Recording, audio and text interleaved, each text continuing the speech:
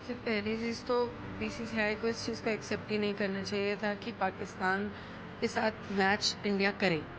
ये बहुत बड़ी हमारे ही देश में लोग गलती कर रहे हैं इस चीज़ को एक्सेप्ट करके। बीसीसीआई की इमोशंस मुझे लगता है ही नहीं उन 26 परिवार की तरफ। वो 26 परिवार, उसके बाद ऑपरेशन सिंदूर में मारे गए जवान, इन सब की मौत आपके लिए कोई फ़र्क नहीं है, इन सब की शहादत आपके लिए कोई वैल्यू नहीं रखती। शायद इसलिए क्योंकि आपके घर से कोई नहीं गया। बीसीसीआई के जितने भी लोग हैं उनकी फैमिली से कोई नहीं गया, इसलिए कोई नहीं बोल रहा, शायद इसलिए कोई रिएक्शन नहीं दे रहा। दूसरी चीज़, ये क्रिकेटर्स हमारे कहाँ सो रहे हैं। सबसे ज़्यादा अगर बोला जाता है कि नेशनैलिटी है किसी में तो क्रिकेटर्स में होती है, जितना मैंने सुना है, जितना मैंने समझा है। इसीलिए क्रिकेट को एक नेशनल गेम की तरह देखा जाता है, जबकि हॉकी हमारा नेशनल गेम है। उसके बाद एक भी क्रिकेटर, एक दो के अलावा क्रिकेटर्स आए नहीं हैं ये बोलने कि नहीं हमें इंडिया पाकिस्तान का मैच बायकॉट करना है, हम पाकिस्तान के साथ नहीं खेलना चाहते। आप स्टैंड लो ना। बीसीसीआई की टीम मत थोड़ी ना है कि आपके ऊपर बंदूक रख के आपको गेम खिलवा देंगे। आप स्टैंड लीजिए अपने देश के लिए, वो भी नहीं ले रहे हैं।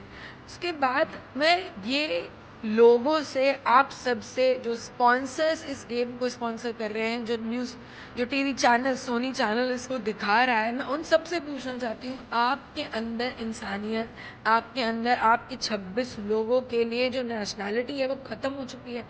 क्योंकि स्पॉन्सर्स तो मिल ही गए इन लोगों को, सोनी ने इसको दिखाने के लिए एग्री भी किया है, ऊपर से इतना प्रचार चल रहा है, इतना ज़्यादा उस चीज़ को लेके दिखा रहे हैं कि ये इंडिया पाकिस्तान, ऑपरेशन सिंदूर के बाद इंडिया पाकिस्तान का पहला मैच है।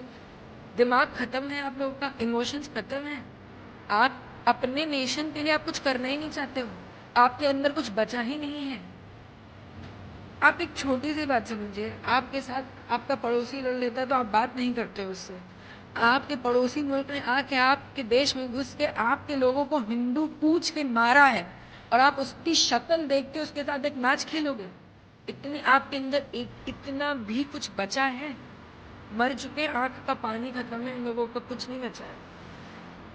शायद ये टॉपिक मैं समझ पा रही हूँ और ये नहीं समझ पा रहे हैं। मैं 28 साल की हूँ और मुझे इतना समझ में आ रहा है कि इस मैच से जितना भी रेवेन्यू बनेगा, क्योंकि आखिर में ये बात पूरी पैसे की बनती है, जितना भी इस मैच से रेवेन्यू बनेगा, ये रेवेन्यू किस चीज़ के लिए यूज़ होगा? सिर्फ और सिर्फ पाकिस्तान इसको टेररिज्म में यूज़ करेगा। कि पाकिस्तान में आया हुआ 1 रुपये मात्र टेररिज्म में जाता है। वो देश सिर्फ आतंकवाद देश है।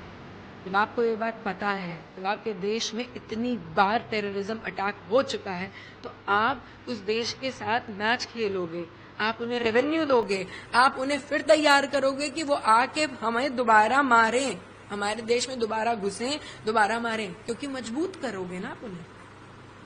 मुझे नहीं समझ में आता क्यों। आप लोगों के ज़रिए मैं हाथ जोड़ के जितने भी लोग मुझे सुन सकते हैं ना, उन सबसे ये बोलूँगी, बायकॉट करिए इस मैच को, मत देखिए। आप उस दिन मैच मत देखिए, देखने मत जाइए, टीवी मत ऑन करिए मैच के टाइम पे। आप नहीं खोलोगे, उनकी व्यूअरशिप नहीं आएगी, उनके पास पैसे नहीं आएंगे, तो शायद हम एक बदलाव ला सकें, इतना।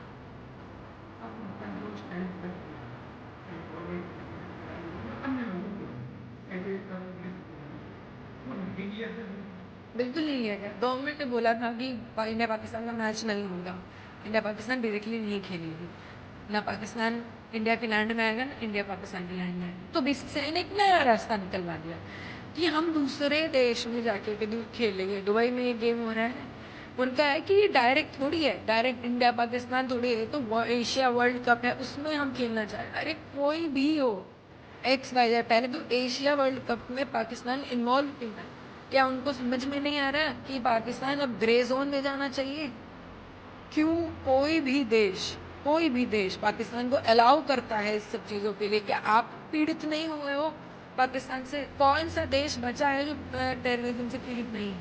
उसके बाद आप पाकिस्तान को अलाउ कर रहे हो कि एशिया वर्ल्ड कप में खेलेंगे, एंड फिर हमारा बीसीसीआई उसे एक्सेप्ट कर रहा है कि वो हिंदुस्तान के साथ खेलेंगे, इंडिया के साथ खेलेंगे। क्यों? पता नहीं। शायद उनको मैं नहीं रोक पाई, जबकि मैंने आप ही लोगों के ज़रिए पहले भी बोला था कि ये मैच नहीं होना चाहिए। बीसीसीआई को मैंने रिक्वेस्ट करी थी कि ये मैच नहीं होना चाहिए। शायद मेरी आवाज़ उन तक नहीं पहुंची, लेकिन मेरी आवाज़ शायद आपके ज़रिए नॉर्मल लोगों तक पहुंच सके, जो मुझे रोज़ सुन पाते हैं, कि प्लीज़ बायकॉट करिए इस मैच को। और शायद हमारे पास कोई रास्ता बचा नहीं है बायकॉट के अलावा।